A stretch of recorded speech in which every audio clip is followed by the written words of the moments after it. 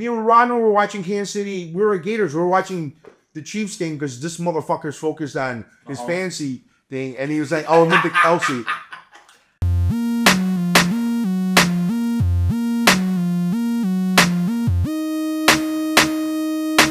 Third eye open all day, every day.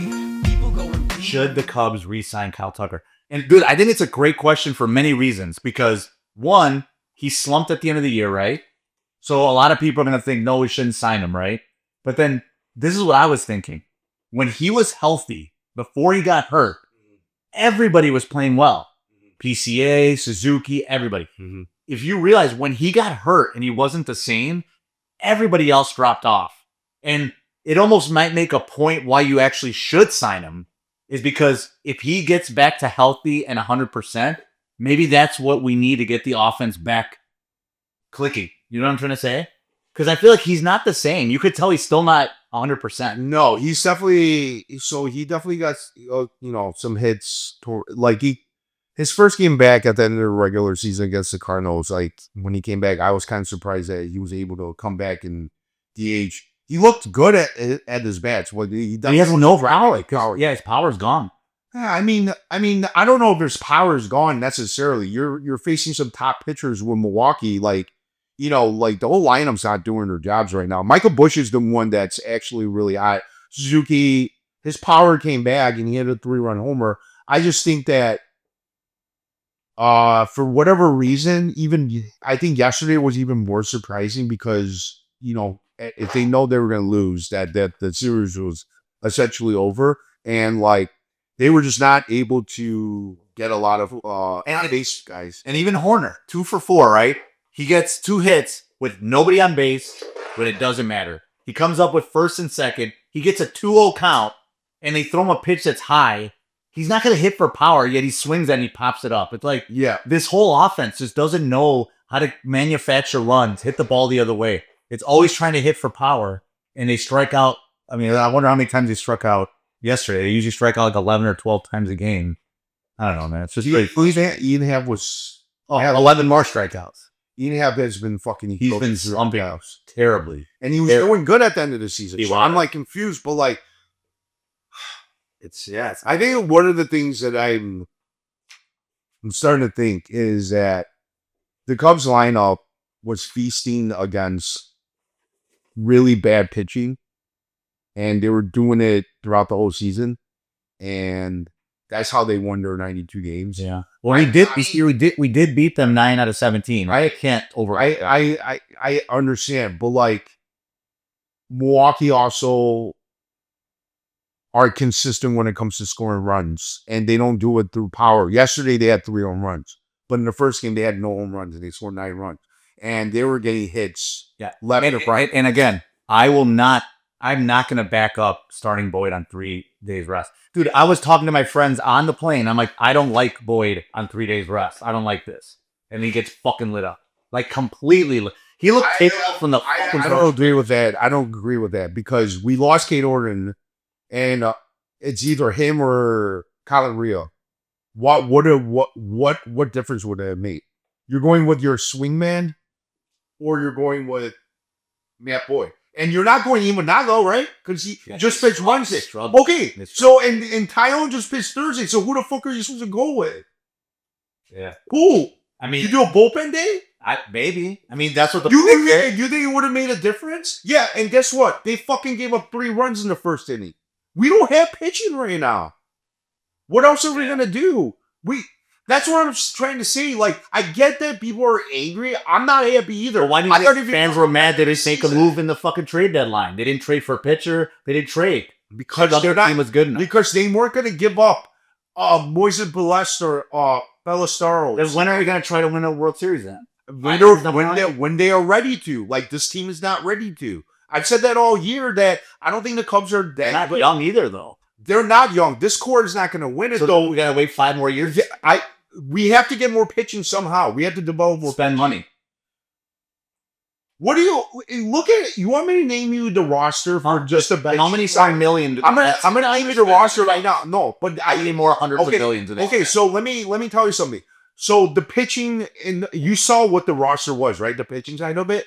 So you had Boyd, right? You signed him to 2 years, 30 million, right?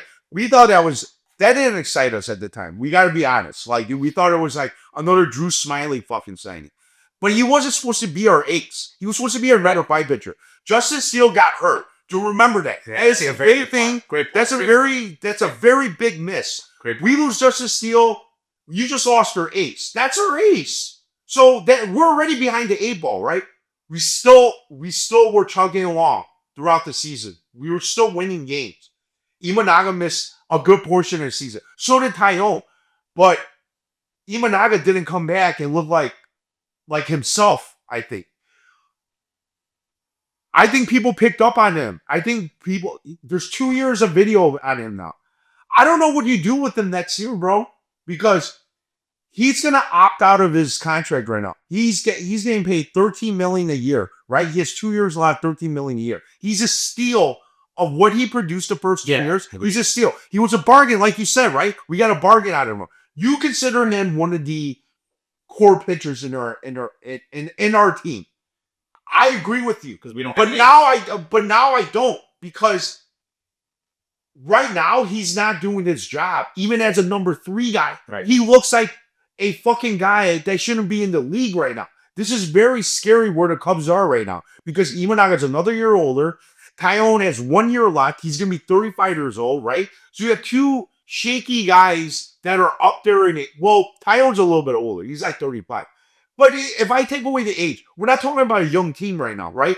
So if the Cubs made a big trade at the deadline, if we got, let's play hypothetical right now. Let's just say we got Skubal.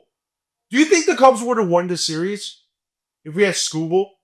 I mean, would have won one of those 2 games? I didn't know. I don't know. I think the problems are a lot deeper than you think. Our pitching, if you look at our starters that are in the... Okay, so we have no Kador and we have no Justice Steele, right? Those would have been your 2 best pitchers, right? Tyone, Boyd, and then Imanaga are your top 3. 2 of those 3 have looked like pretty bad. Imanaga the worst. Tyone looked pretty decent, I would say, but he only pitched 4 in the 3rd because none of these guys can pitch the 3rd time around the lineup because their numbers drop. Like, badly. Like, they are horrendous 3rd time around against any lineup. The numbers aren't good. So that tells me, people that say that the Cubs pitching has been pretty solid all year, the answer to that is yes, but they overachieved. But and now they're they overachieved, but they're also not pitching enough innings like other pitchers are. Like, most starters in the league aren't going deep anymore. But I'm saying that the Cubs are even going lower than that. Yeah. You know, like, these guys are 5 innings max during the regular season.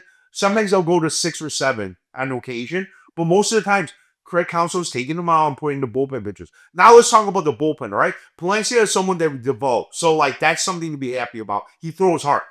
Thielbar, he was on a 1-year deal. He's 38 years old. He gave us a great year. Drew Pomeranz, we traded for him in April. Seattle got rid of him. Okay? We got Brad Keller. He was a spring training invitee. So, him being a spring training guy, knowing that you don't know if he's going to make the team, and he ended up producing. Do you see where I'm going with? Yeah. The Cubs went to the Dollar Tree to get their pitchers. They maximize on their value, but it all tailed off. But that's also an issue that a top-tier, top-market team is going to the dollar store to pick up free agents. I told you that during the season and before the season, after we got Kyle Tucker, that the Cubs weren't spending any more money. I was very confused. And that's the other problem. Why are we trading for Kyle Tucker? That's a move you make when you want to win the World Series. Otherwise, why trade young? You said that during the offseason when we were talking, and I told you that. I was like, I was not happy after what happened with Kyle Tucker. We should have kept adding, and we didn't add. So what are we then? What are we trying to do? Dude, like, that's why I love. But no, we're not winning though. But see, now it come back to haunt us. We won the first series against a great pitching team. I didn't say we got lucky. I think the Cubs. The only thing I'll say we got lucky is that if that call, that was a horrible call, that ball we got lucky and they call it a strike. If they call it a ball, we might lose that game for sure. That changed the man. Yeah, here's the thing. We lost terrible. We lost 4 challenges that could have gone either way. So like I don't feel too bad, but even if he walked, the way the inning ended, they still would have got the three. It definitely would have changed. I agree. It definitely would have changed the game if you It's walked. just alarming how bad he looked. Dude, 1-2 count. Twice. And he hits a guy. Not even close. What are we Oh, doing? Joey, we won that game. No, I You're get it. complaining about something that I get it, but it should never even have been it should never even have gotten to no, but Joey, this guy wasn't supposed to make the team. He gave us a great year. He could have arguably been an all-star as a relief guy.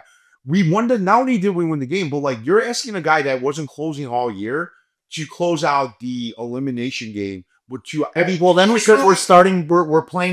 Palencia in the 4th inning of games. well, In the because fifth- there was a high leverage situation. He just came back from an injury. Why would Craig Counsell put him in the 9th inning right away? Like that's not what you do. Valencia was going to be our closer for this series if we were ever in the position. But Craig Counsell's not going to put someone that just came back from an injury and then just right away start closing games at a high leverage situation with the playoffs in the middle of it. You just don't do that. But Keller's never closed the game. I understand, but he's been healthy though. So what do you want him to do that? You're complaining right now about all these parts that we don't have other options right now. That's what I'm telling you. Yeah, you're, And it's all if we have better options. Listen, if we have better pitchers, if we have other options, I'm right there with you in that complaining. You're okay. You know what? Who do you start? Theobar? You want him to close? Do you want Drew Pomeroy? No. You want me to go down the list? Look at all our pitchers that were on the roster right now. Kittredge, he closed out the final game. We got one out when he opened the Has game. Ray even? Oh, he has pitched 2 games. Wait, is this? This is our pitching roster right now. That is not a good pitching roster. That is not a playoff roster in terms of pitching. It's not a 3rd biggest market in the entire major league roster, and that goes on the fucking that goes on our management that we spend like we're a middle market. This is what it comes down to. This is what it comes down to with the Cubs.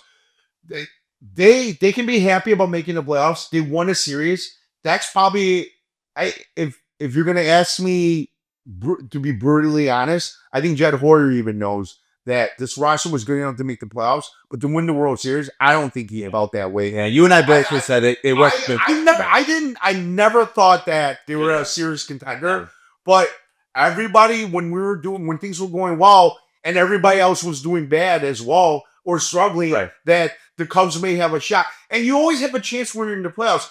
The Cubs could win the next 3 games. They could. All right, but look at it this way: if PCA was playing anything like he was in the summer, if Tucker was playing anything like the team would look way different. Everyone's just scuffling. So, but here's the problem. Pico looked amazing in the first half. He made the All-Star team. This is his like first full year as the center fielder, right? The starter, right? He came in 2023 for just a little bit, like maybe like half a month or a month. The next year, I think he played maybe more than half the season. He didn't play the whole season. I think he went down a little bit. And then this is his like first full year and he broke out, right? So my thing is, why do you think that what you saw in the first half is something that you're going to see the rest of the year as a 3rd-year player? Like, I don't understand. No. I'm just saying. No, all I'm saying is that if Yeah. those guys were playing like they were, it'd be a much different story. So they've obviously They obviously suck. And even Seiya Suzuki broke out this year. Is he really a 30 run, 30 home run guy? Is Pete Crow a 30 home run? I think if Suzuki is healthy, that's the biggest question with Suzuki. He stayed a little healthier this year. I think he could hit 30. He did stay healthy. No, he did finally this year. That's why he hit 30. So Because he hit 24, 25 with us when he missed. Yes.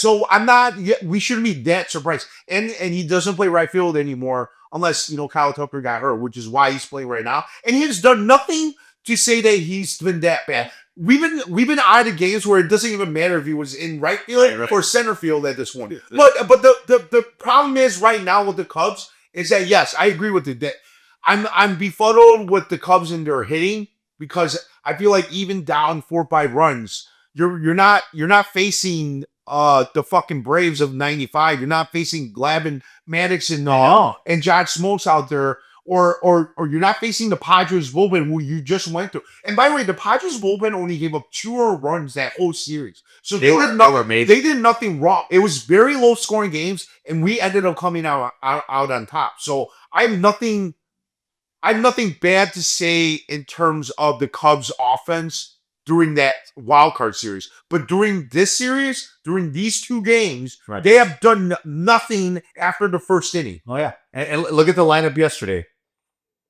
I mean, you look at the bottom guys. Look at Happ 0 for 4, Kelly 0 for 4, Crow Armstrong 0 for 4, Swanson 0 for 4. Dude, if all those guys go 0 for, you're not gonna win. No, of course. I mean, our pitching put us behind the 8 ball again. Like they gave up 7 runs in the second game. They gave up 9 in the first game. That's 8 games per game. Like, how are you going to win? Are you expecting our offense to score 9 runs in the playoff game? Milwaukee did it because our pitching's so bad right now. Yeah. We don't have Kate Orion. We don't have Justin Steele. And our bullpen, you've been giving them credit for coming. They've overachieved because you and I before the season started, we agreed the bullpen did not look good on paper. We're like, this is going to be a terrible pull. We did. I agreed with you. And they surprised us. They overachieved. surprised us. Potentially next year, if we're talking about next year, because let's just say the series is over with the Cubs. Next year, who do you resign out of all those guys in the bullpen? They're all, other than Palencia, everyone else on the bullpen are on 1-year deals. Yeah, Do you risk resign? Do you resign Keller? Give him a 3-year deal for 15-20 million because that's what he's going to ask for after the year he had. He has Still good buying stuff. it right here. He has He has stuff. great stuff. I like him. I like to keep him. Yeah. But how much you pay him? Right. If you're gonna fucking spend money the way you do Yeah. and complain that we only have this much money to spend, do you want to spend that kind of money on someone that you don't know if it's gonna repeat its success? And here's my thing: if you're not going to spend, start bringing up the prospects and trading. they don't have any pitching prospects though. That are Then start spending money. I was saying that all year, but they're not going to spend money. We might be rooting for a team that's limited in what they're going to do. I'm telling you the truth. Yeah. That's what's coming down right now. So and for me, I can't sit here and complain any more than I have because they're not willing to do what I'm asking them to do as a fan. Exactly. So, and I've been telling you that all year. It's fucking frustrating. Right. And again, even though I question a couple of the moves Council made, I'm not blaming by any means anything. I don't think He's doing what he can with what he. exactly. But But could he have done better? But then Of course. I listen to radio shows Yeah. as the score. Okay. It's always Council. It's always the player. No one calls out management ever. Call them fucking out. No, I know. They Call them out. They They don't have to spend. start spending fucking money. Unfortunately, we're not good at drafting the way Milwaukee has, where they've been hitting on all their picks and they keep breeding up young guys. They also will trade Peralta before next year ends. They're gonna, because that's what they did with Corbin Burns. Mm. So when they're a year away from free agency, they know they're not going to re-sign him for market money. They're gonna replenish the fucking. Oh yeah, and but a lot of this, because now that you could see the pitching box and you could see where the pitches are located, a lot of the hits that the Brewers are getting, our pitchers are just horrible location on these pitches. Palencia, great, you throw 101. It was right down the middle. They're a mind. A lot of the pitchers in the last game, yesterday's game, they were missing their location and stuff. I think a lot. You could throw 105. Well, here's just like that for me. I get that. The bottom line is we're relying on a rotation that hasn't been good in the second half, towards the end of the second half, and they're running out of gas. Matt Boyd gave us all he could. He's pitched the most innings since 2018. He's pitched more innings this year than he has in the last 4 years combined, I think. Great point. Yeah. So you start. So with Amboy, you got Shota Imanaga, who I think the league has adjusted. I don't deny that maybe we're tipping our pitches as well. They brought that up. Ryan Sweeney from Marquee Network brought that up. So did Cliff Floyd, that they may be tipping their pitches. Whatever the reason is, we went as far as we could with this team. Now I'm looking forward to next year, but I don't know what to look forward to because number one, we're going to have a strike. I've been saying this too. The Cubs are being cheap possibly because we might want strike after the 26 season. So I don't even know if the Cubs are going to make any moves. They may just say, fuck it, we're going to bring the same team back again. I'm not even kidding. And if that's the case, then we're definitely not going to fucking make any moves. Yeah. But you know what they're going to sell us on is, oh, we made it this far, and now we have Justin Steele, our ace, coming back. So They're now always just sell us on that. that's what they're going to sell us. And I don't know what Justin Steele's going to look like after an injury like that. Nobody knows. Yeah, because I mean, he never was a super hard throw. He threw like 94, but like now he might drop to 91, 92. You never know. I don't even know. Looking at the lineup right now, this lineup, if Bush definitely is our first baseman of the future. He had a great year. Oh, he's I have nothing to complain about. yes either. I have nothing to complain about Nico Horner. I have nothing to complain about Swanson because we know what he is. You're not going to upgrade over him. There's no shortstop in the league unless you get Trey Turner. You're not gonna get rid of a $25 million a year player for a $40 million a year player and who's older. Like that, those three are set. Matt Shaw is set. He needs to get better. He's looked horrible the last month. He hasn't gotten any hits. At bats have been great though. Pitch count was always high. He He took took a couple walks, guys. When he's not hitting though, Right. but he's our number 9 guy, so it shouldn't matter. The guys that I'm worried about, it's Hap, Suzuki, Pete Crow, and I don't know if we have to worry about Well, Thomas. Suzuki at least has hit good in the playoffs. I understand it, but I'm looking towards next year. Right. Is this a guy that we're going to rely on? Is he one of the 3 main guys Now- that we can rely Now on? here's Nico. I'll bring up Nico because I know like we've talked. I've always been a fan of Nico because I just think he's a solid baseball player. He does everything good. Yeah. He made a big error, obviously game 1, but other than that, he's always solid. That error was not a game changer No. at that point because they were giving up like 9 hits. It was like an hour long inning. Yeah, right, Like the game was over by the end of the second inning. right. And yesterday was a lot more competitive, but for whatever reason, the offense. Disappear. We hit a 3-run homer. I dropped this fucking kid off. I mean, no, wait, actually, he drove my bad, bro. So, he dropped my ass off at the car, and I turned on the car, and it was like 3-3. We just fucking left when it was 3-0. yeah. I was like, what the fuck happened? And then like what fucking gave me cringe feeling was Andrew Bond was the one that had the home run. Of course. And that motherfucker is a completely different player since he got traded for Aaron Savali, who Now the I- Sox go, that's part of this roster. That should tell you everything Right. about the Cubs roster in terms of pitching. Well, no, and that was the frustrating part about that inning because obviously you may have missed what happened. Obviously I'm watching the game Monday Night Football in Jacksonville, but my friend has the phone and we're following the game. Shota got the first 2 guys out too in the first inning. Yeah, he did. He was this close. Yeah. He had 2 strikes on the third guy, bloop single. He had 1 strike on the second guy, bloop 2 bloops, Yeah. and then the homer. And I see the homer wasn't a crushed ball either. No. It's just The Brewers have they're just the Brewers have been the luckiest team in terms of getting base hits because they get a lot of bloops or balls through the fucking in between infielders. Like, I'm not talking about hard hit contact. Like, just they're finding holes everywhere. And if you look at advanced metrics, they're saying that they're just getting very lucky in this aspect.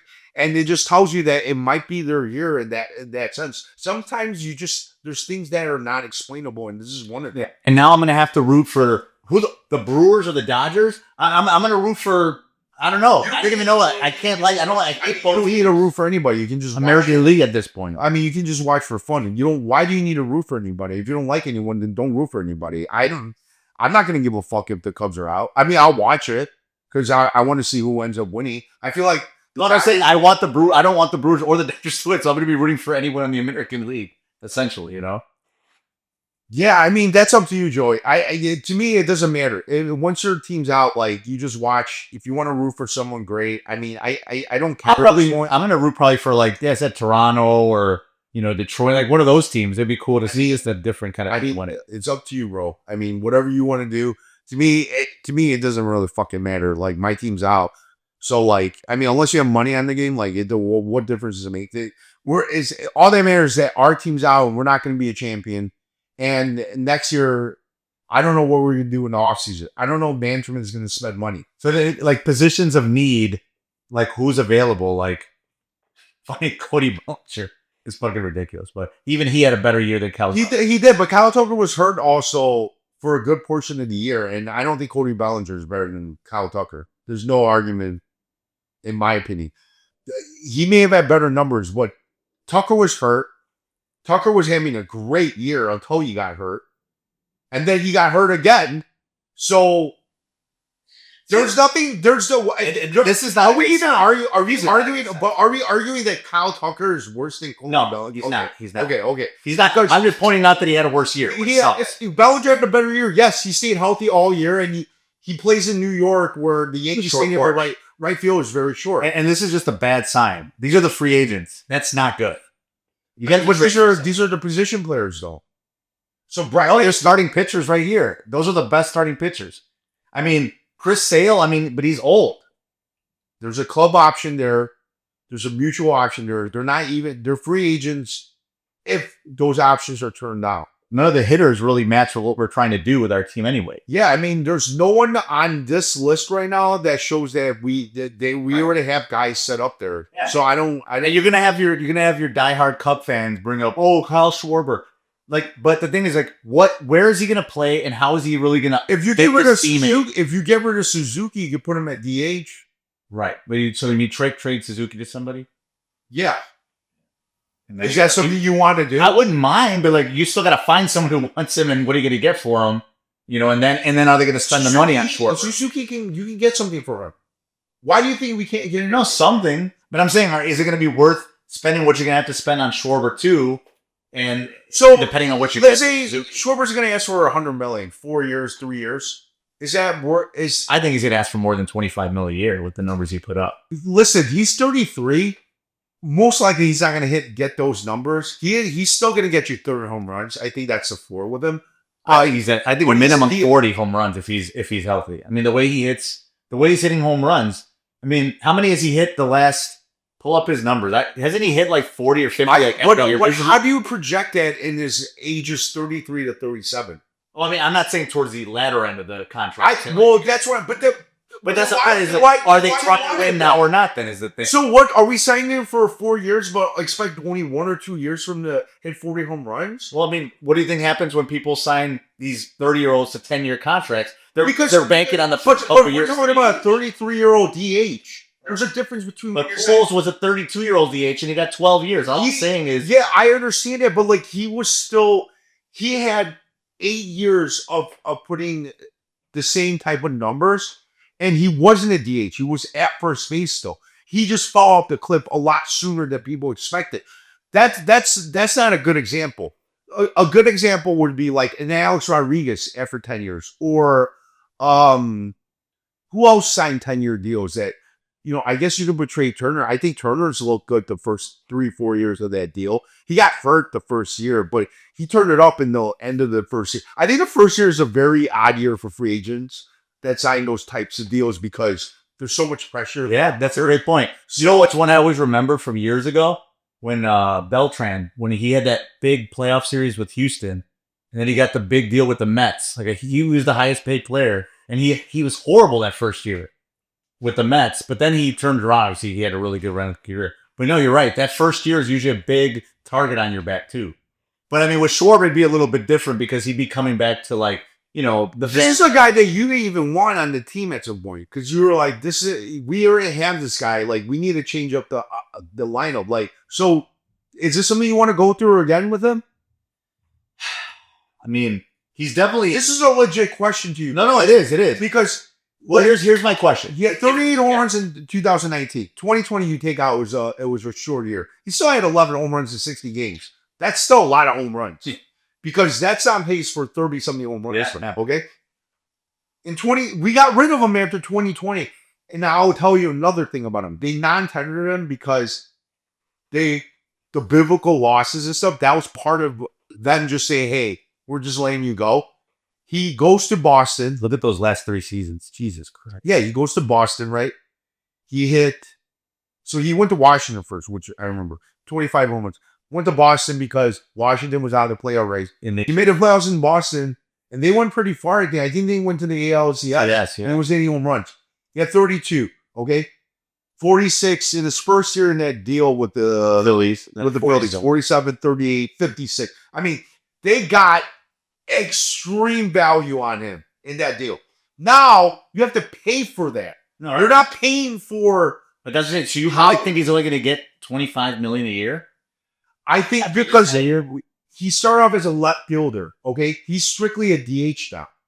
So do you pay a 33-year-old DH expecting them? Let's just say his floor is hitting 30 home runs, 100 RBIs. If you know you're going to get that, but we're not guaranteed of that. Right. This is a risk. So do you think he's an improvement though of Suzuki then? No, He's not. So then we shouldn't sign him then.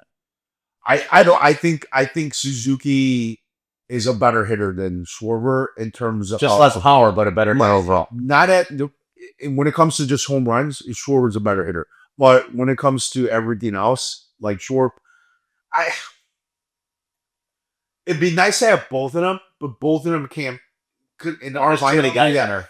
Well, maybe if you let Tucker, if Tucker doesn't sign, maybe. If you're valuing offense over defense, you could sign Schwarber, let Tucker go because you don't want to pay him $400 million 10 years, and sign Schwarber, which would be a fraction of the cost. I would say, And then put Suzuki back in the I'll be at right field, but that's a big risk in my opinion. Yeah, and again, great point. To me, if you're gonna do that, Yeah. then you have to go all in. Because if you're doing, you have to go all in. If they did something like this, make that move and do nothing else, I'd be furious. Well, I think if you don't sign Tucker, you better be spending fucking money on pitching. Right. But I don't know if they're going to though. I don't know if Such there's a big question. There's a Michael King and Dylan Cease. The bad thing about the Padres going all in this year is that they don't want Michael King or Dylan Cease next year. They're not going to pay them. They're going to be available. And I don't know Jacoby. Yes, I would. I would too. He's got good stuff. He's got great stuff. I'm worried about him long term though, and his ability to go deep into games. I don't know if he just had a random bad year, but his stuff is still there. I just don't know how long it's going to last. I mean, that's a risk we're going to have to take if we're trying to win. Now, But if they want to go and fucking put up, if they want to sell us on Steele coming back, bring Shota back with Tyone. Kate Orton's a full let's year. say they sign Cease. Let's just hypothetically, they sign Cease. Okay, what if they Does that do anything for you? Like as far as if they sign you know- Cease, I like the direction they were going. I think they need to add more bullpen pitchers, Yeah, just like agreed. established guys. I think they need to go after a closer. I think I Valencia. feel like a Valencia's a Valencia's a great setup guy. He could be a great setup guy. I think you add a closer, and whoever comes out of that. I think a great closer can also set up as well. So Palencia could do one of the others. yeah, why not? Why? He looked good in the closer role before he got hurt. Yeah, but he did he not look good in the fifth inning in one of the games? And He's got great stuff. So like, why not have as many good relief pitchers that can all close? I agree. The Padres had 6 closers. If you looked at it, They did. they all hit them under. It's unbelievable. The only reason why they didn't make it far is because they can't score. Yeah. They couldn't score against the Cubs pitching. Yeah, and now I know why. Now I know why people were hammering the Cubs to try to trade for Mason Miller because he is that good.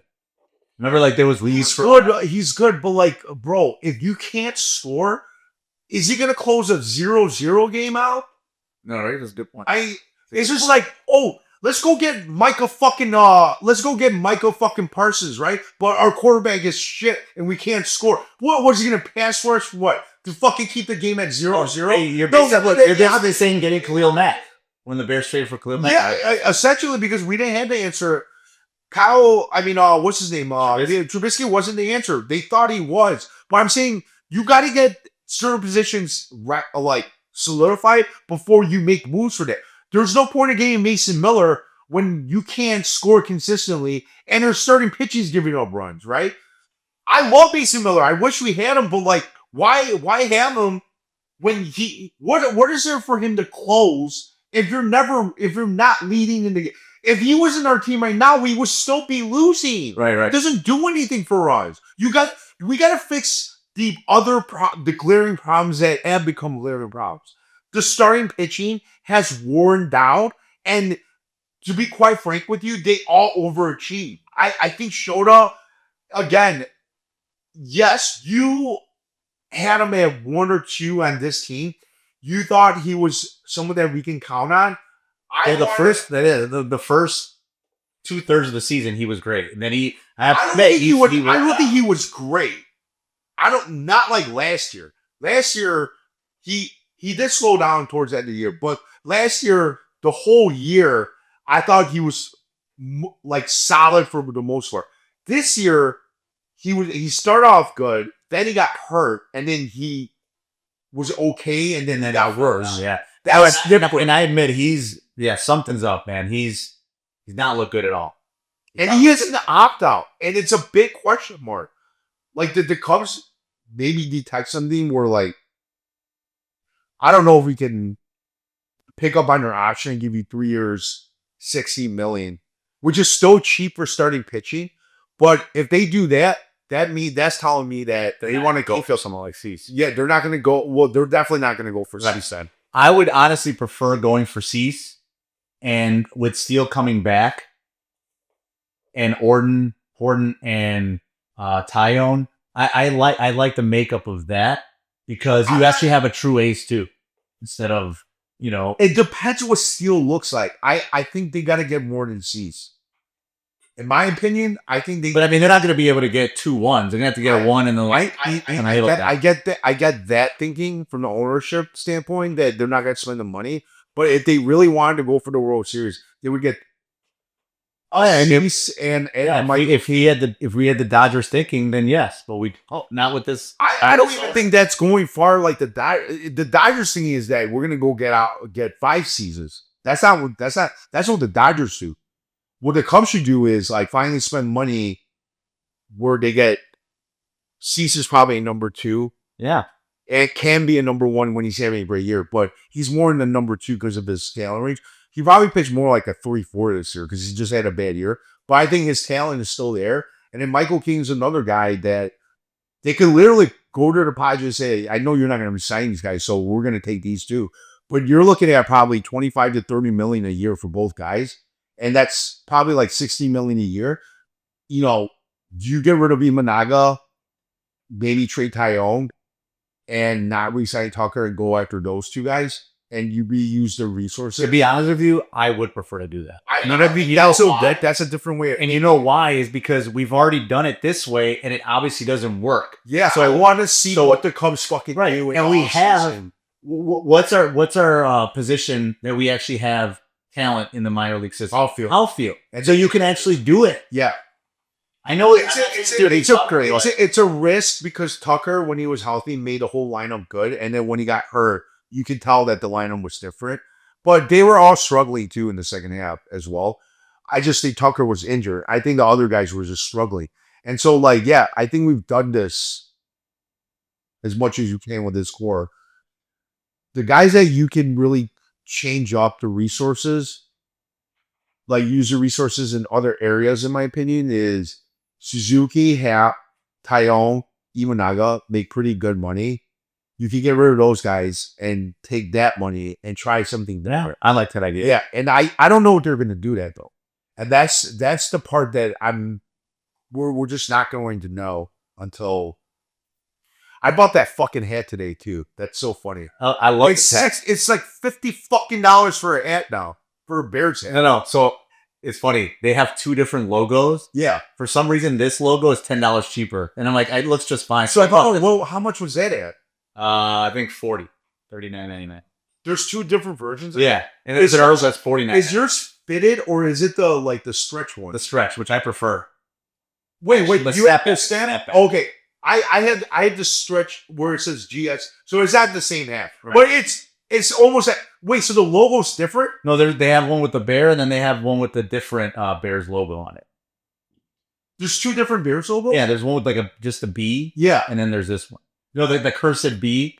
Oh, and then there's this one. So I think I saw that one, but it's not the stamp. It's the stretch one. GSH. And they also have the fitted ones. Like this is fitted like exactly. Yeah, I do. I saw Ben Johnson wearing. I was like that because they got the shirt too. Yeah, that Caleb blue in the back. Because I didn't want to spend $100 and some on a jersey that I'm gonna wear. Or you could have just got it. You could have got the same shirt without the name in case he's bad. Well, you're right. It is what. No. I'm not making fun of Williams, and we're gonna talk about that. But yeah, I mean, I think we can win tomorrow. I think for some reason I have to assume they will win tomorrow, but they obviously could lose too. No, I know. If they're gonna win mean, today, I feel like we're gonna win one. I don't know about Thursday, but I feel like we can win one because Tyone has 1 week off, and he looked pretty good. He did. The last day, but he's not also facing the Padres lineup that could not do anything with. and it's weird. The Padres lineup has when you look up and down their lineup, it looks like it's a murderer's row. They just can't. They just couldn't. I don't know if I agree with that. Bogarts hasn't been Bogarts since he signed that big deal, and he's. But I'm saying name wise, Tatis. Tatis did absolutely nothing. He's getting murdered by San Diego fans on the internet and on radio stations because Machado had a good year though. he had a good year, but he didn't have a good playoffs. And Oh, Tatis, he hit one big homer, but other than but other than that, he did nothing else. Though I mean, that was what won the game. But him and Tatis did absolutely nothing in the playoffs besides Machado with that one home run. So, but it was only a 3-game series. That's why you don't want to play that 3-game series because it's going to happen. Anything can happen. It ends quickly, or you pass on, quickly. Yeah. So, In baseball playoffs, you and I have talked about this. Baseball playoffs, you never know sometimes, Like I thought the Yankees were gonna win the series, and the Blue Jays are just fucking blowing them. That's very shocking, and also with Schwartzman out too. I know, it's insane. Yeah, they don't have their second best hitter, and he was having a great year. So I am very shocked with that. And I look at the Blue Jays lineup, and I'm not other than Guerrero, who by the way didn't look. He didn't look like last year's Guerrero. Like his numbers are in the playoffs. But yeah. I mean, sometimes things are not explain. You can't explain these things. Blue Jays also didn't play well down the stretch. Yeah. It was very close to losing the division. They were very close. So I don't know. I don't know if you have to be hot to go into the playoffs or the Brewers weren't looking good either towards the last month. And then you had a lot of people say, "Hey, was the layoff going to be bad because they didn't play for a week?" And obviously that has not bothered them at all. Well, I've seen two versions of it. The Phillies had a layoff, and they're down 2-0. They're about to lose the series. And dude, it's funny. The Brewers said they're up 2-0. They could easily be up 2-0, the Phillies. Like, that series has been insanely close, though, even though the Dodgers won both games. I mean, I watched both of the games. Was the first game? So they won 4-0, but did the Phillies have a lot of chances? They did. Okay. Yeah, remember Ohtani? I did not watch it. Okay, Ohtani gave up 3 runs in the first. Oh, you're right. And he went 0 for 4. They're up 3-0 actually. Yeah. They scored 5 runs in the 7th and 8th inning, both combined. So the bullpen blew that fucking game. They should have won. They probably should have won that game. But it's not over until the last out is required. And that happens a lot in baseball. So, yeah, I mean, most likely it's going to be Dodgers and Milwaukee. Milwaukee's the more surprising entry. I don't know what... I'm not going to say anything about next year because we'll talk about that when it's next year. This is Milwaukee's probably best chance to go to the World Series. I think so, too. Because they always have to shed salary at some point, usually. Yeah, that and you don't know these guys that, like the Andrew Bonds and the Bryce Terang, Sal Frolic. Like, I don't know if these guys are legit, like, solid players. They platoon a lot of guys, too. And William Contreras, I'm sorry, but he's a good player, but I don't think he's nowhere near his brother in his prime. I think he's a good player, though. I think he's very good. I don't know about Yelich. I don't know how he's going to age. He had a good year, a bounce back year, but, he had almost 30 home runs. I think our best player is Churios, right? Yeah. Yeah? Churio. Yeah. So I think he's their best player, but he got hurt, and I don't think he put up... And so that goes to my next point is, right now, the Reds are always, in my opinion, going to be like a mediocre 500-ish team. The Pirates are not very good. Yeah. The Pirates are not very good. Yeah. And the Cardinals are rebuilding, or should be rebuilding soon. They're just not good.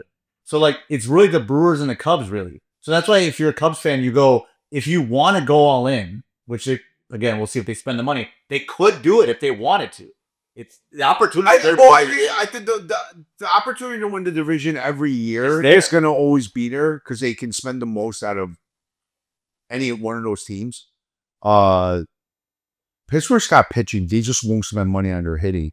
They won't spend any kind of money. So they're going to end up probably trading all those pitchers away. And then St. Louis is old, and I don't think they have a lot of great prospects coming up. And you're right. And Cincinnati is the wild card, in my opinion, because they have a couple really, probably 3 really good starters. Right. But, they're young, and also their hitting is very, very up and down. And I don't know if Ellie Cruz is like one of those like core all-stars. Right. But they got 3 really, really good starters. So, again, if I'm the Reds general manager, hypothetically, knowing that I can't spend on big free agents, if you have 3 good young starters, if you are in a playoff hunt, that's when a team like that trades one of them and gets a big bopper, even if it's as a rental, to try to go for it. Yeah, That's the only thing they could do. Bro, they made the playoffs over the Mets, and the Mets spent probably 5 times more than them. But like crazy. But the Reds lineup kind of disappointed me because, like, I thought they were a lot better than what they showed. But they got Hunter Green, they got Abbott, and they also have Ladola, who's a really good. Very good. Yeah. They was Jonathan India hurt this year? I think so, right? That's No, he wasn't. He wasn't. Oh, okay, I thought But he also doesn't play for the Reds anymore. Oh, okay, never mind. Fucking Joey. Which is loud. It's plays for the Royals. So the Royals? No, but I don't really follow the Royals. Yeah. I mean, yeah. He has been a Red all this time until he got to. They traded him for Singer, I believe. That's right. Yeah, now I remember. Yeah, Pitcher. pitcher. Yeah, who I think had a decent year too. He's a 4-5 guy. Anyways, regardless, the point I think we're trying to make, the point I think you and I agree on, is that the division's always going to be winnable. But Milwaukee has great management. They know how to draft and develop guys. And they're always going to be a force until they say otherwise. But it's a very odd to me that a lot of people thought they were going to have a down year. And when their total was 76, 77 maybe, to win totals. And they ended up going way 20 there. And now they're going to be in the National League Championship Series. I'm already saying it. I shouldn't assume. 3 days from now, the Cubs could win the series, and I'm going to look like an idiot. So, but most likely, the Dodgers or Milwaukee are advanced. No, I'm usually glass half full, try to be positive, but I honestly, I don't. I can't be. I don't see any chance of them with 3-0. Joey trying to be positive. I don't see it either. I don't see it. I don't there's see no that. way how can you with our pitching staff? Look at our pitching roster right now. Well, it's not even just the pitching though. 13 games in a row with 3 or less runs in the playoffs. That's not good. This is stemming from 2017, all the way from 2017. Right. But it seems like no matter who the team, no matter who the players are, the offense ends up being broken in the playoffs. It's crazy. I think that's just I think it's a coincidence though, because Joe Maddon is the managing the same batting coaches. Right. Everything's different except our GM is Jed Hoyer, not Theo Epstein. So I don't know. It is very weird that we seem to choke when we were in the playoffs. But remember, some of those games, the 13 games that you're talking about, some of those games we won. Yeah. So let's talk about Dallas. That was a breakout game. That was very fun to watch. I had a feeling that was going to be a get right game. No, I knew the Bears were going to score, but just the way things were going, I saw them losing in a high scoring game because their defense didn't look good. It still doesn't look good. It's a shitty defense, dude. And my problem with the defense also is okay, pass rushing was always a question mark, right? Because we don't know. We didn't know what Booker's hurt. He's supposed to come back. After the bye. Yeah. They're in the bye right now. Okay. We're 5 days away from Monday Night Football game against the Commanders. Okay. In the Vegas game that we haven't talked about and probably past that time, but we're still going to fucking talk. No, it's because we didn't talk about it. So we're just going to go over. But in the Vegas game, I'm glad we won. I remember I called you because I was excited that we won. We haven't won on the road for a while, and we won on a blocked field goal, so that was exciting. But I'm not gonna lie to you, the Bears are not fun to watch right now for me. Yeah. It was definitely not an exciting win. No, I know. it was exciting because we won. Won, but not exciting. Wait, right? I don't want to win like this. I want the Bears to start looking like a team that looks like they can compete for at least a playoff spot. And then next, Well, I thought they looked good in the Dallas game. I really do. offensively. But here's the thing. Gino and I talked about it. Look, not every defense gives up 180 yards a game, and sometimes it's about making the big plays when you need to make them, causing the turnovers. I agree with you, Joey, but here's the problem with that. They have 8 turnovers in the last 2 games, right? That's 4 per game. That's a fact. You can't rely on turnovers every game.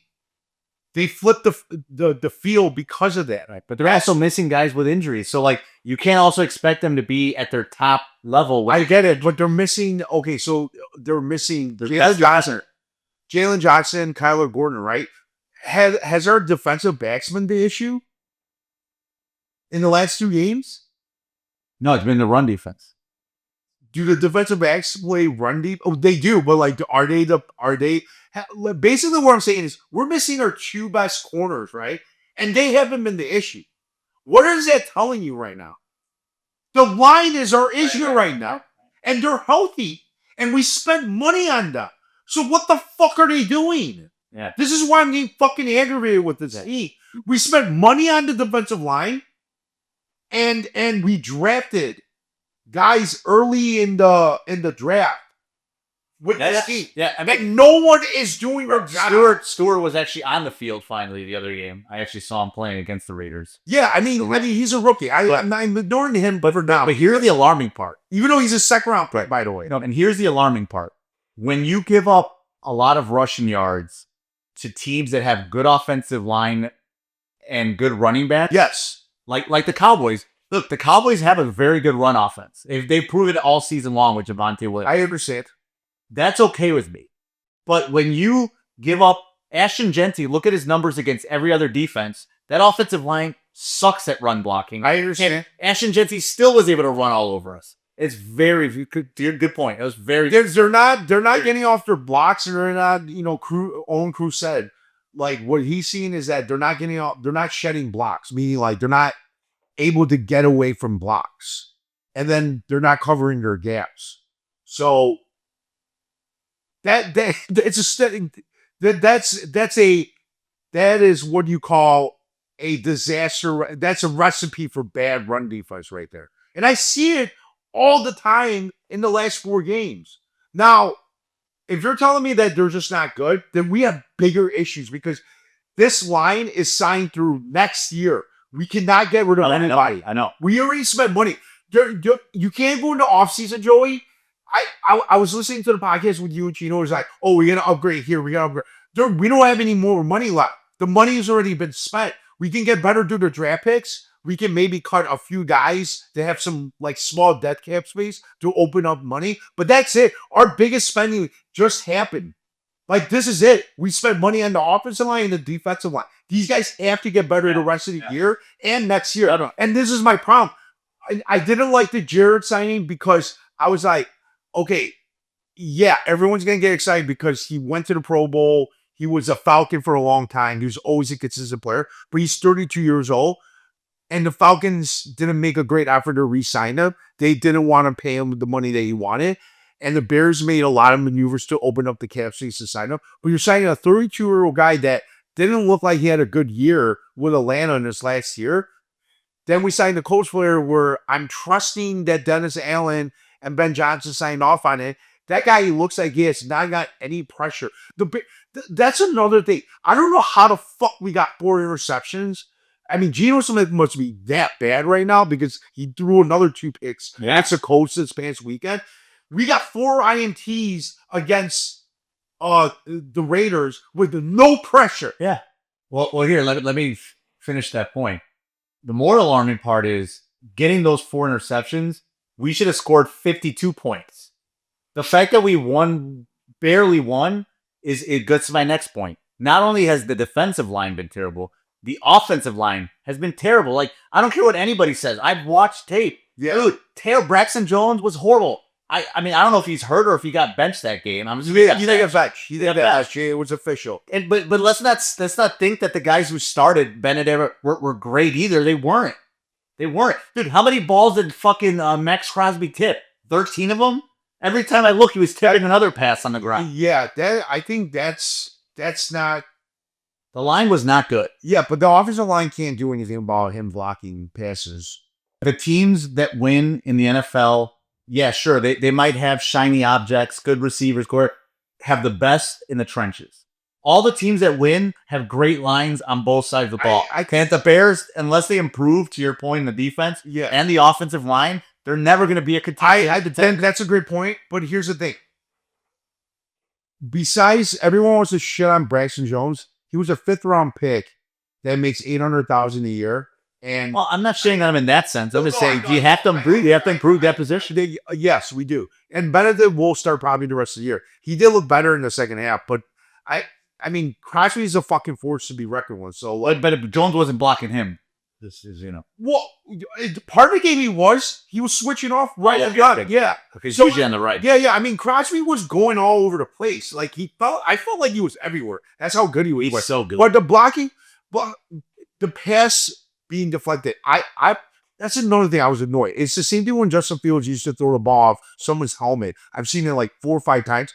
I've seen it with Williams. Like I don't know if he needs to change his eye direction going right to left to like throw them off, because once he's on someone that he wants to throw to, they are timing that very well. It was very noticeable during the Raiders game. I think that's an easy fix because it didn't happen in the second half. And he made some great throws too. That He game. did. I'm He going to did give some great credit. throws. That throw to Odunze was He made he some set his great feet. He made a great. He made some great throws. I will give him that. I think he's improving.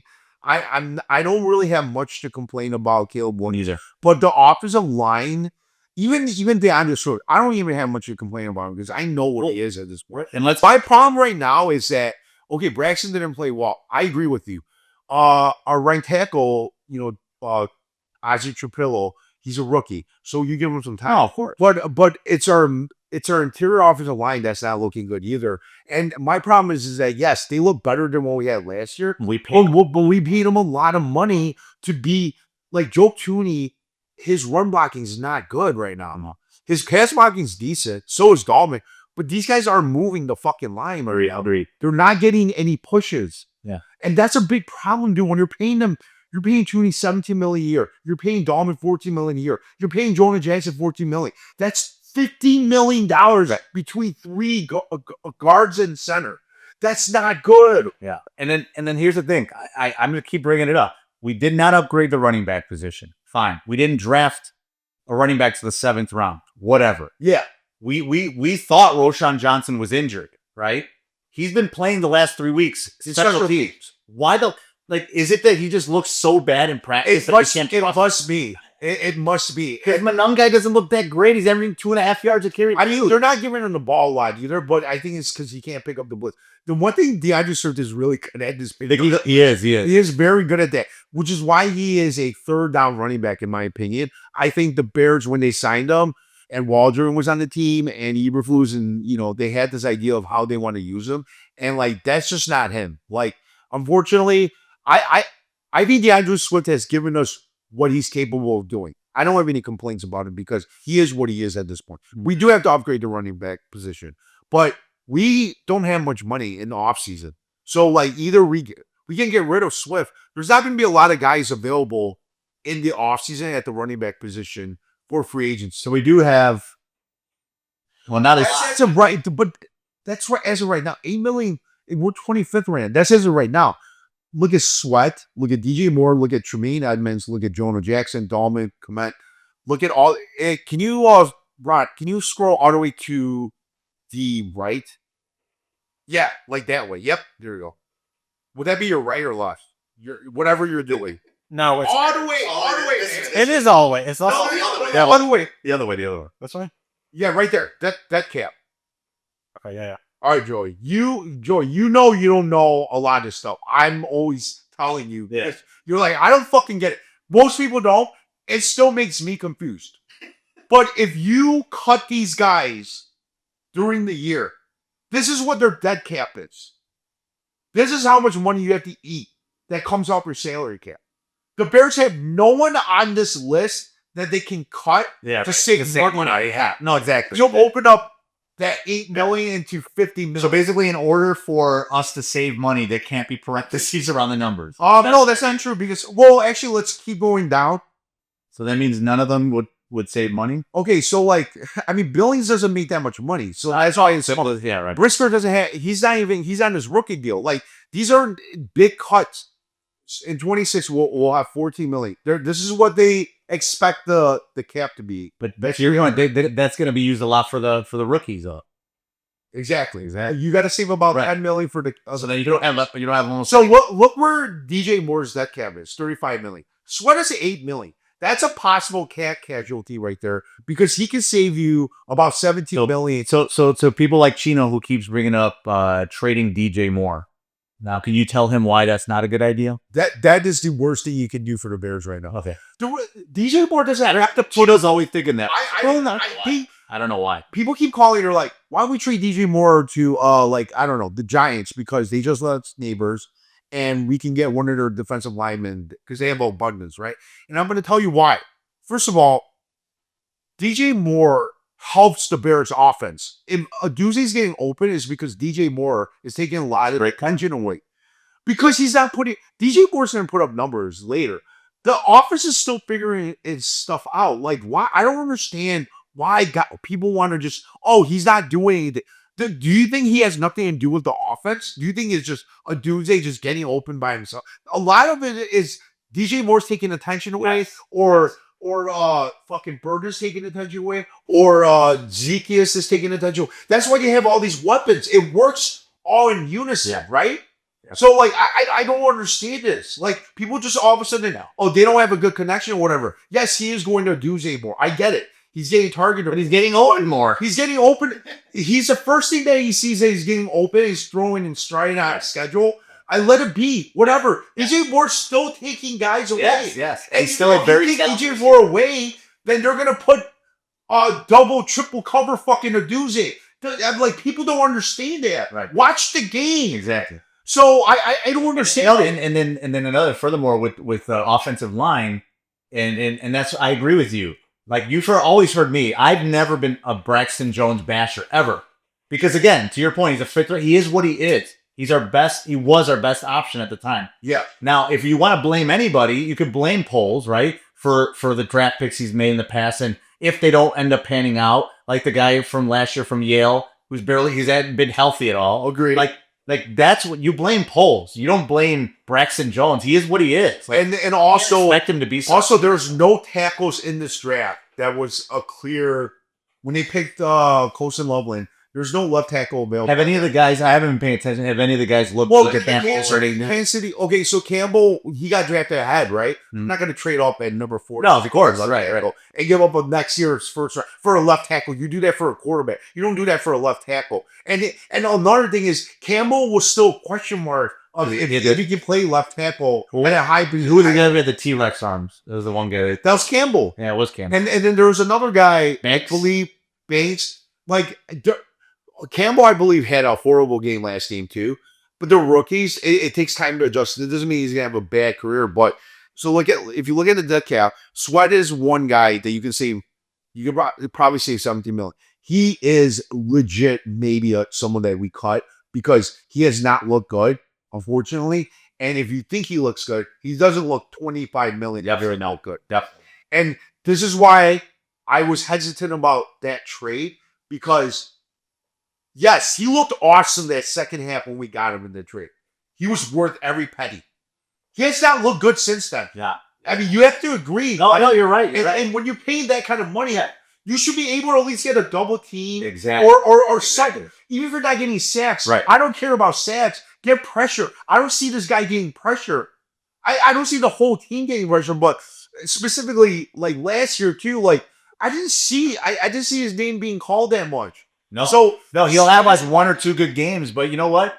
That you have to expect more from someone making that much. No, exactly. Jalen Johnson when healthy is great. Wait, is Kyler Gordon finally going to come back this year? Yes, he's going. That's going to be a huge addition too. Yeah, I mean the defensive. I mean the defensive backs have been good. They've done very well without Gordon and Johnson. Johnson's probably not coming back this year. Maybe a little chance, but I don't think people should rely on that. If you're relying on Johnson to come back, then No. then I wouldn't be relying on that. Then you're wasting too much time on your life thinking about that because it's not going to happen most likely. So let's just take them away. So Gordon's going to come back. He's going to help with run support a little bit as a corner. That's how good he is. And yes, he's going to be our number one corner with Stevenson. And then Stevenson's look good. I know it's his he contract. has looked year, good. so I'm sure that makes a little bit of that's Isn't this contract dude? pretty sure it is. 425. He has 1 year left after this year. Oh, does he? Okay. Yeah. I thought this was his. But he's fighting for his second contract. No, Like, yeah, of course. And if he's having a great year this year, he's going to hold out and say, hey, I need an extension. So that's going to happen. Can you please go back to that fucking page? I didn't even finish it, bro. Jesus Christ. I'm just telling you, you're changing teams. Well, look, why are we going into the Bears website too? What other website? Why am I what that other website that you had on? Why did you have that website on? Which one? The last one right there. This one? What is that one? This one? Yeah, what the fuck is this? Why? I hate this website, by the way. Heavy, I hate it. They clickbait. A lot of it clickbait. a lot of it's I hate it. It's like it's right there with Bleacher Report. Maybe a little Who's bit the less. but who's the huge boost? Booker, and that's what they're talking about. Yeah, thank you for fucking telling us that we know from local radio. You can look this up on Facebook feeds.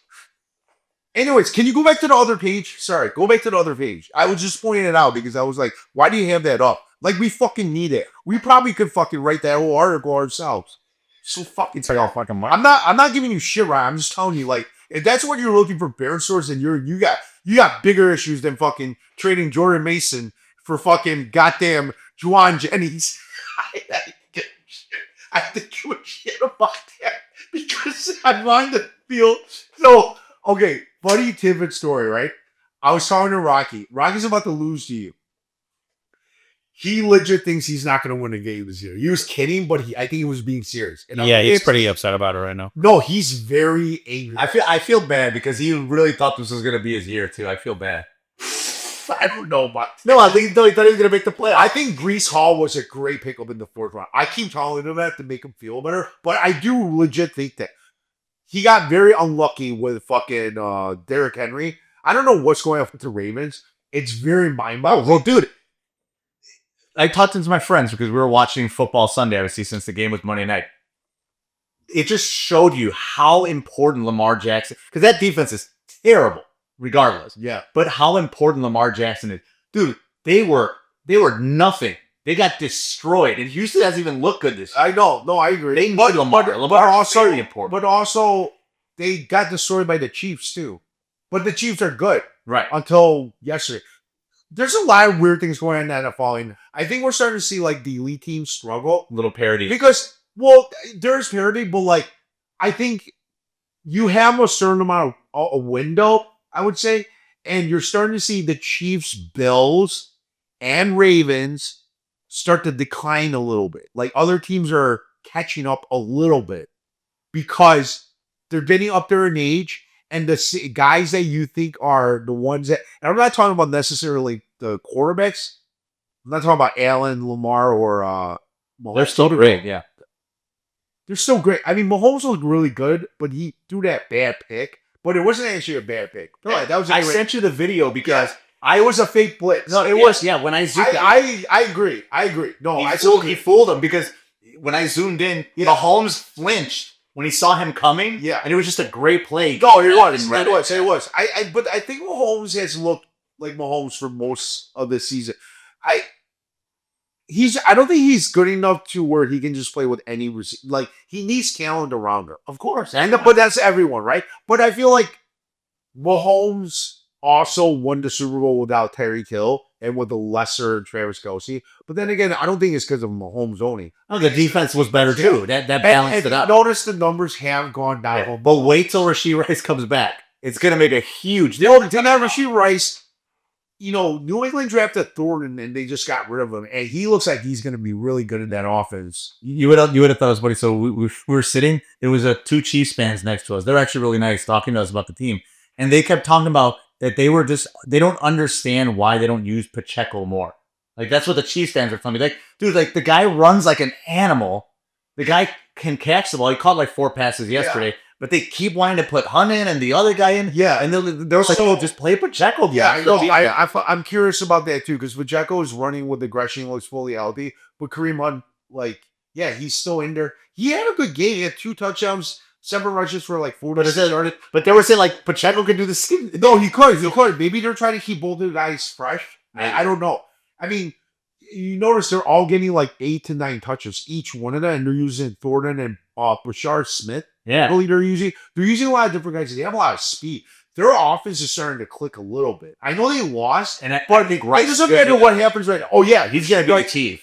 I think he's fully healthy from the injury. He's just an idiot. So you got Rice, Xavier Worthy. You got Kelsey is not the same anymore. Okay, but still solid. But I'm naming the guys now for you because I'm just showing you the general idea of what they have now. Rice, they have Schuster. Wait. I'm going from the top. So Rice, Kelsey, Worthy, Schuster, like you said, Thornton, Hollywood Brown. It's not bad. That's a lot of that. Rice Noah Gray, Noah Gray.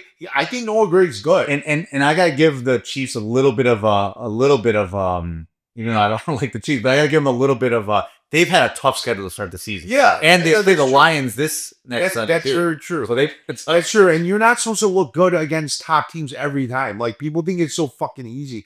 That's why there's 32 teams in the NFL. Like, teams get better too, you know? So I think their defense is starting to fall apart though. Chris Jones is a little like Chris Jones. And I don't know if you saw like McAfee show today. Yeah. On the play where Lawrence fell down twice, weirdest play ever. Chris Jones was just standing there. He didn't even give any effort or try to even run and tackle. Oh. He just stood there the whole time. And they were like, what was he doing? Like, that's what they were asking. I didn't catch it. And Trevor Lawrence falling down should have been like, What the heck happened? what do you think about Trevor Lawrence right away? Like, what you saw yesterday, like in general. I don't think he looked bad. I mean, he made that's not a compliment. No, well, he made a couple. He looked good, like getting out of the pocket and running, but he's always had athleticism. Yeah, he did make a couple good throws. The one throw to Hunter though was not a good throw. Hunter made an amazing catch and he almost got decapitated because he threw it up for grabs. Luckily, Hunter made a great play and he got freaking like. Does he look kind of like Caleb out there a little bit or no? I mean, maybe, but he's in his 5th year. So that's the Caleb gets more hate. That's the issue. And my friend that was at our trip with us, he's a Packer fan. He even admitted, he's like, I hate the Bears, but Williams gets a lot of hate. And he's like, my quarterback gets a lot of hate, but for some reason, Trevor Lawrence, 5th year, gets less hate than both of these guys. Well, they're winning right now, but like Trevor Lawrence definitely, he doesn't look like Trevor Lawrence that everyone thought. I think he's average. He's like at mid, like 12. He actually better than average though, but like, man, like his size and his ability to get around. I don't know why his throws are like that though. But he had a decent game It's yesterday. decent. But like I'm expecting in a game like that where the Chiefs defense is like not doing so well to him have 250 high percentage throws like completed, and he's off. Right. Being at the game yesterday, you know who popped out of this, like popped out for me? Travis Hunter. Like I realize why they drafted. He is talented. Because I was watching him cover. It's a wide receiver or a cover. Both. Yeah. When he was a corner, he was shutting people down. He's fast. And then I think they should give him the ball more on offense because should. he's so electric. They should. But it's weird. I think if Trevor Lawrence was playing better, and I don't know if their offensive line's that good. I think it's okay. They're definitely He had time. Their offensive line for run blocking is good because Travis Etienne is fucking good.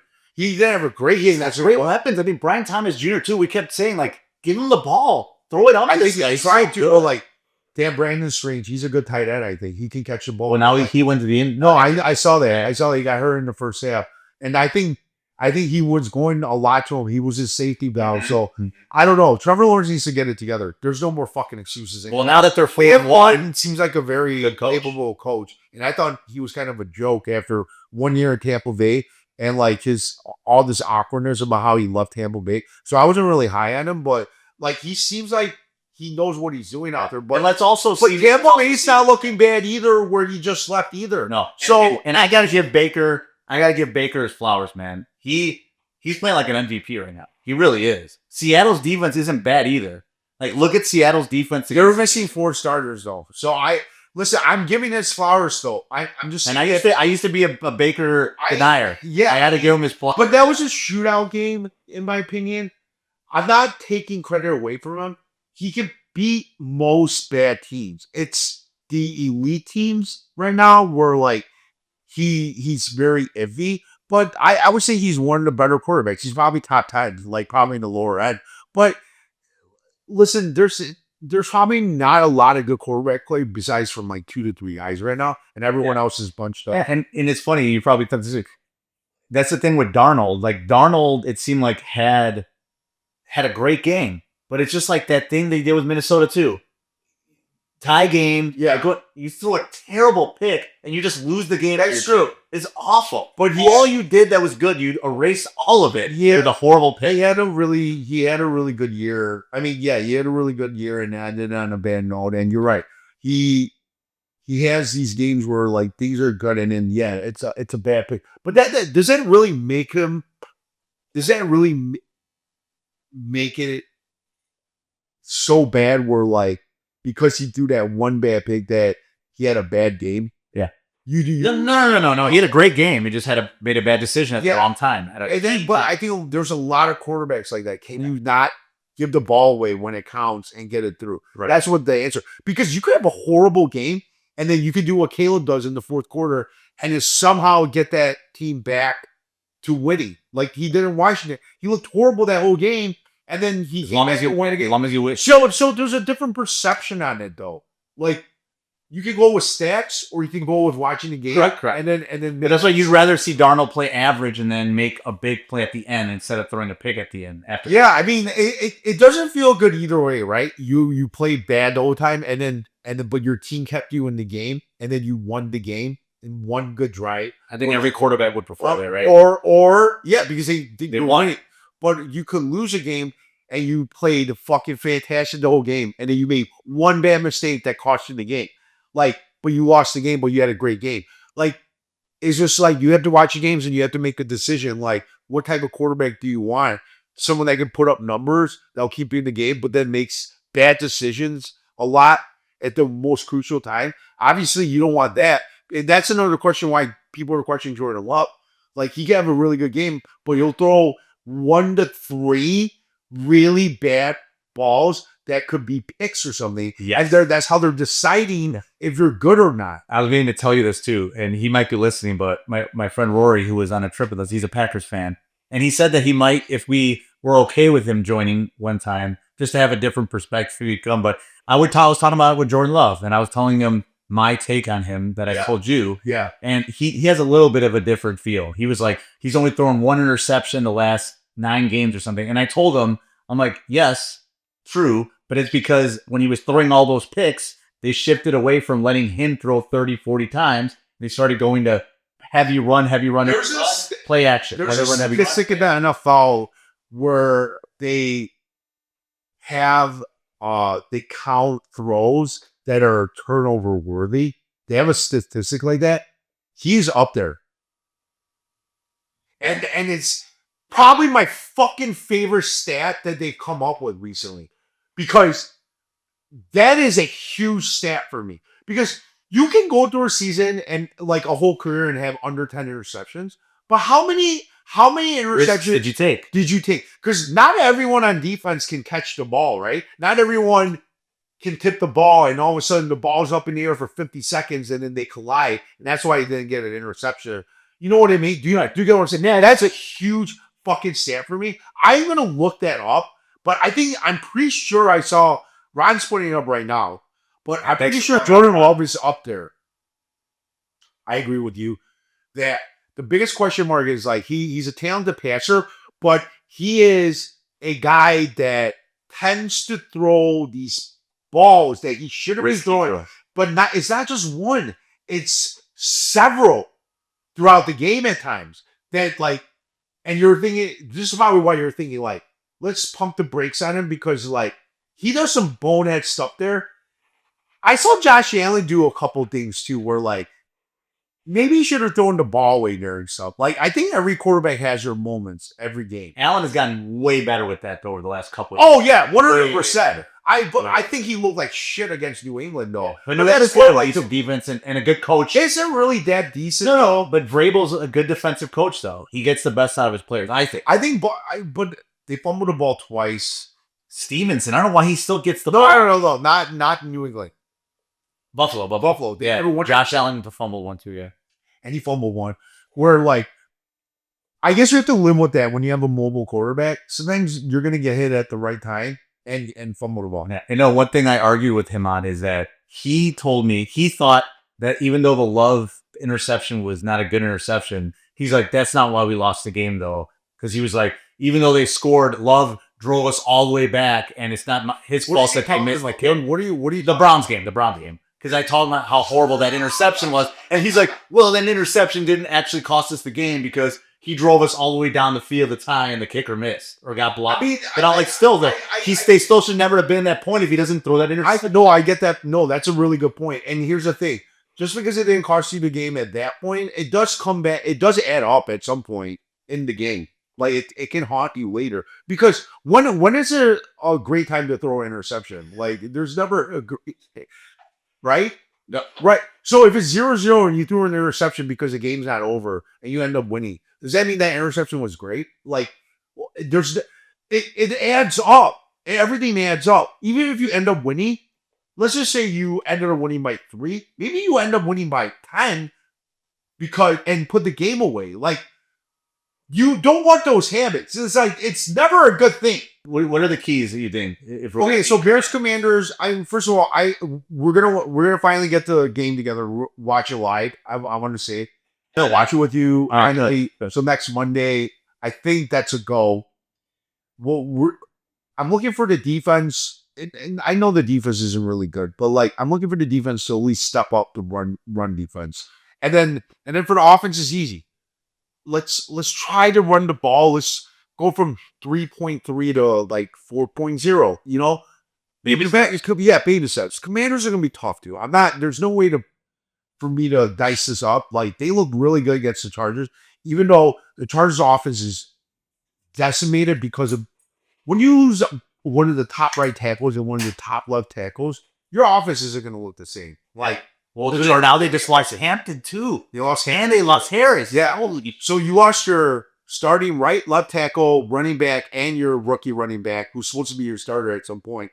So things are looking good, right, for the Chargers. But this is a winnable game, and the Bears should feel like even Ben Johnson should live off of that. I saw that Hail Mary play. Like we're gonna be fueled by that. Even though I wasn't part of the team, I hope he uses some kind of motivation tactic. But like, I want the offensive line to like, hey, let's get DeAndre Swift going. Most offensive linemen like to run block. They a pass body, but they love to run block, right? Let's get him going. Let's stop making mistakes. The one of the things that makes the Bears unwatchable, even if we win, penalties. So many nice snap penalties, illegal motion, illegal fucking formation, lining up, like mental mistakes. And that's what I'm hoping Ben Johnson's on their ass about. He probably is, but if they keep doing the same thing, then we have a different topic to talk about, which is maybe we may need to replace you. Even if you're making this kind of money, we can't keep affording you to go out there and killing the team like that. And let's not forget that they lost Austin Eckler for the season. They're starting this Krosky Merritt guy, who's good. He had a great game against the Chargers. He's had 2 good games. Right.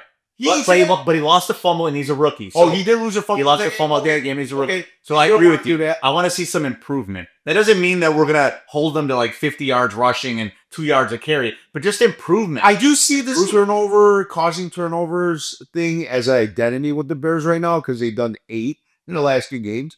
But we're not facing fucking Geno Smith and Prescott, who usually doesn't really turn. So they're saying like he's an MVP candidate right now. I don't know about all that, but he's played decent, I guess. Prescott. Bro, he's played good. But I listen, MVP also comes with wins too. I get it. But it also comes with his numbers being inflated because his defense is so bad that he has to go out of shootouts. We got to think about it too. Okay, that's why I said. Then you have to be winning too. And but it's not his fault that his defense is bad. And he has to go out there. I get it, but I mean, I So if he's winning, No, he's winning. But I was saying MVP candidate would be like Baker, some teams that are actually winning a lot and are first place. That's what I said. It has to go along with winning. Yeah. Right, I'm saying it's So, not. so you're saying that Baker's numbers mean more because they're winning, right? But isn't Dallas 2-3? They're not that far away from Phil. Right. I'm saying MVP. Let's pump the brakes. Well, yeah, the season's not over. It's not over yet. Right. We'll see you at the end of the year. Correct. Different topic for that. All right. But for the upcoming game, the run defense, Can be better. Can we just stop the run for some snatches and limit penalties? and then can we get to 75 rushing yards? Like 3.5 yards a carry. I don't know, but I would like to see more effort from there. Yeah. Or maybe it's not an effort thing. Maybe they're just not good. But like, let's kill the penalties at least. Yeah. Let's stop the run the ball, and kill the penalty. Yeah. So because you are becoming unwatchable when you're playing like that. Like I can't keep watching this crap. Yes, you find a way to win. Great. I feel good for maybe 5 seconds, but I know that they're a bad team still. You know what I mean? A lot of Bears fans came out off that victory saying like, I'm glad we won. We haven't won in a long time, so it feels great. But reality starts to sink in. It's like, we don't look like a good team right now. And we may not look like a good team this year. I mean, the expectation is that Caleb is progressing, develops and stuff. But I'm competitive. I want to see them make the playoffs in any way, shape or form. I want to see them get better too. Yeah. And keep getting better. Right. But if things are not getting better, then we need to start figuring out who we need to replace. But also know the fact that this is the team that we have essentially, based on what I showed you in the cap, that there's maybe 2 guys that Tremaine Edmonds we could maybe cut and save some money, but there is not a lot of movement that we can make for next year. Correct. And the other thing, before we stop, like the one thing is, I know we didn't talk a lot about Caleb today, and which is fine because, like to your point, there was really not much to complain about. He looked good. The one thing I'm going to say is, not just statistically, but for me, I've personally seen game-to-game improvement, and I like that I've seen it. He's doing things better, little gradually every day. You could see it. You could see it in even in the Raiders. He didn't look good in the first half, but Crosby was making his life miserable. That's not always on it. I do feel like he's getting better, and that's a really good sign. You can't always explain in words, but it's just like I think he's taking more command of the line of scrimmage. I think he's going through his progressions faster. His mobility's great. He's smiling. It looks like he's having some fun because last year it did not look. Because they're making progress. I think that helps. And whatever the fucking reports about him, like being a coach, a cancer with all this. So annoying. No, but like here's the thing. He might have, but like, wouldn't you be in a bad mood if you lost 10 games in a row? Yeah, or if you're looking for advice from fucking Shane Waldron and Matt Eberflus, I'd be pissed too. Yeah, and then Thomas Rauer, I thought he did a fine job for you. Do we know what he's doing right now? He actually picked it up this weekend, and no one could find. Like, wait, I don't know. I know he should be in someone's staff, and I personally wouldn't have minded if he came back on the staff. But of course, Ben Johnson has authority to pick who he wants to pick. So just again, we don't have to say score prediction. Do you think we pull it off?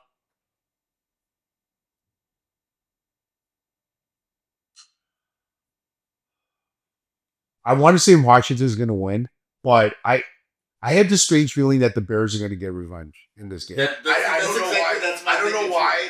All day, Ryan was thinking that, wow, they think it's going to be a high scoring game. Probably because the Commanders' defense isn't really that good. They actually did good this game, but that's because, like I said, Chargers lost 2 of their tackles. They lost Hampton. They're way different game. They play wall at the line of scrimmage, the Commanders, I think. Offensively, at least. Right.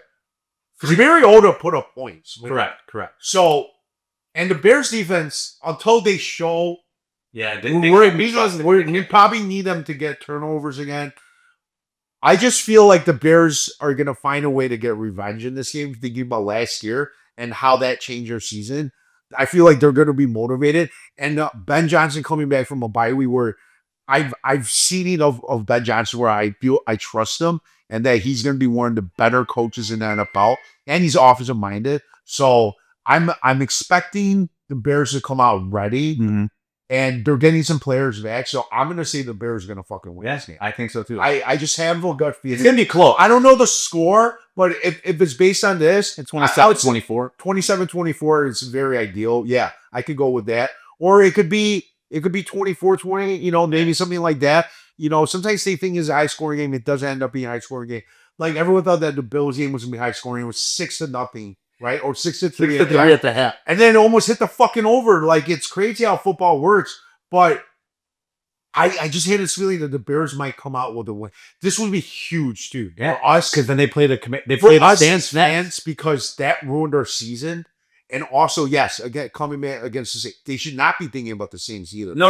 And also, the Saints aren't a pushover, dude. They just beat the Giants, and I know beating the Giants is not a big feat, but like they play really good at home. They're not, and they play well against Buffalo, I thought. So it's not. No, but the being- Saints are playing in Chicago. No, I understand, but like they still played well at the road against Well, Buffalo. here's what I'll say. I caught most of that game, and I would say that even again, I'm not saying the Saints are they Yeah. don't show fight. They did. Yeah, The Giants beat themselves. They had 4 they did a turnovers. lot of turnovers, but it wasn't the Saints.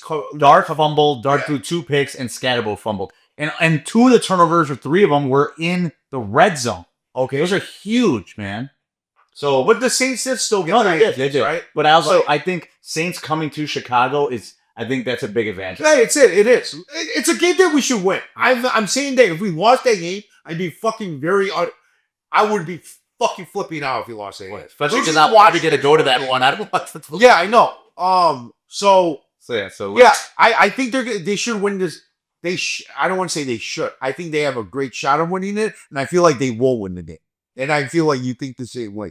So winning the next 2 would be wonderful, and being 4-2. And remember, we were 4-2 last year, and we know what the fuck happened the next 10 games. So we should never be too high or low on. Every week is different, and you just gotta go along with the journey and let it go. Yeah, And then make a decision towards the end when you see the whole picture, when you've had the whole meal. Yeah.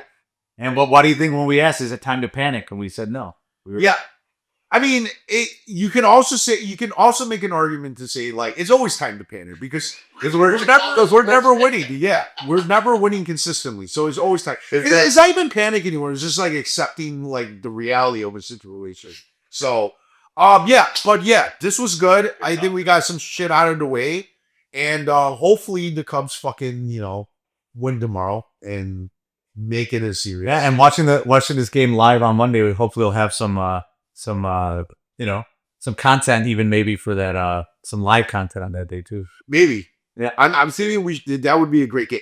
This is a game that I would love to have, and it's in Washington, which I love that it's in Washington. Yeah, we're even at this horrible. Yeah. I want to reverse that. So, yeah. All right. Till next week.